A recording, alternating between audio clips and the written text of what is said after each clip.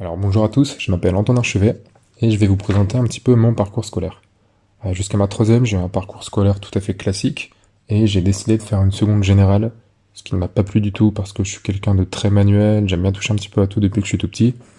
Donc j'ai commencé à me renseigner un petit peu sur des filières créatives, des filières manuelles, ce qui m'a amené à Saint-Joseph-la-Salle. Je me suis renseigné et j'ai vu qu'on pouvait faire des journées d'intégration, ce qu'ils appellent des mini-stages, qui se déroulent souvent sur une journée ou un après-midi en fait, que je conseille d'ailleurs à tout le monde. Et j'ai pu y découvrir certaines sections, notamment en communication visuelle, dans l'identité graphique, le design.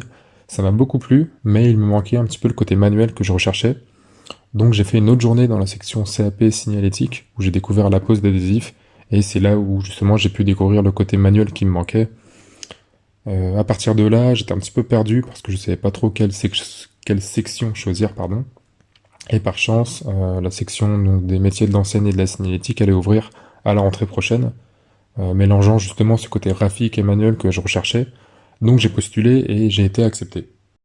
Durant ces 3 ans, on a été très bien accompagnés. On a la chance d'avoir des professeurs en atelier qui ont tous eu une expérience professionnelle, qui nous accompagnent pour la recherche de stages, qui d'ailleurs est une expérience très enrichissante et valorisante que je conseille à tout le monde. Pendant ces années de lycée, on utilise aussi plusieurs logiciels comme Illustrator, Photoshop, qui sont indispensables d'ailleurs pour ce métier.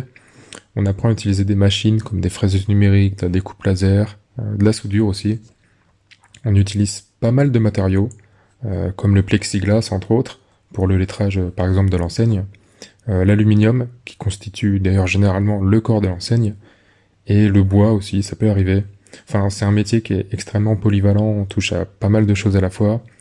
Faut savoir être curieux, c'est très important, et on le devient très vite en fait si on s'intéresse à ce qu'on fait.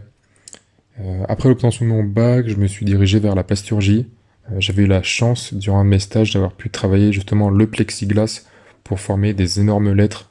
Si je dis pas de bêtises, c'était pour H&M, des lettres lumineuses, et j'avais adoré travailler cette matière. Donc j'ai voulu en savoir un petit peu plus sur la transformation des plastiques, l'utilisation et l'origine.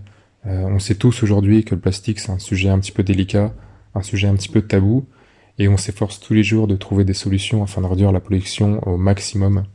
Et c'est d'ailleurs ce qui me plaît dans mon métier actuel, c'est que j'ai la chance de pouvoir réaliser mon BTS à l'Institut supérieur de plasturgie d'Alençon, l'ISPA, en alternance, c'est-à-dire moitié école, moitié entreprise, donc faut s'accrocher, car le programme scolaire du BTS en alternance, c'est le même qu'en formation initiale, ce qui veut dire que pendant la période en entreprise, faut bosser doublement. Après mon BTS, j'ai deux choix qui s'offrent à moi.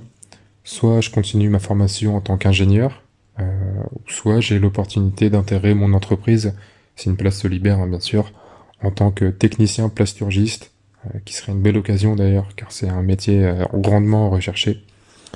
Et pour résumer, si j'avais un conseil à vous donner à propos de cette formation, c'est de foncer. Franchement, n'hésitez pas. Si vous êtes intéressé, mais que vous hésitez encore avec une autre formation, sachez juste qu'on y est très bien formé, c'est une très belle expérience à vivre, et elle offre énormément de débouchés, comme la plasturgie, que j'ai la chance de réaliser en ce moment, le design d'objets, par exemple, le design 3D, le maquettisme, enfin, plein d'autres. C'est très très vague, mais c'est très très enrichissant. Donc merci de m'avoir écouté, j'espère que vous ferez le bon choix en intégrant la section MES, et à bientôt.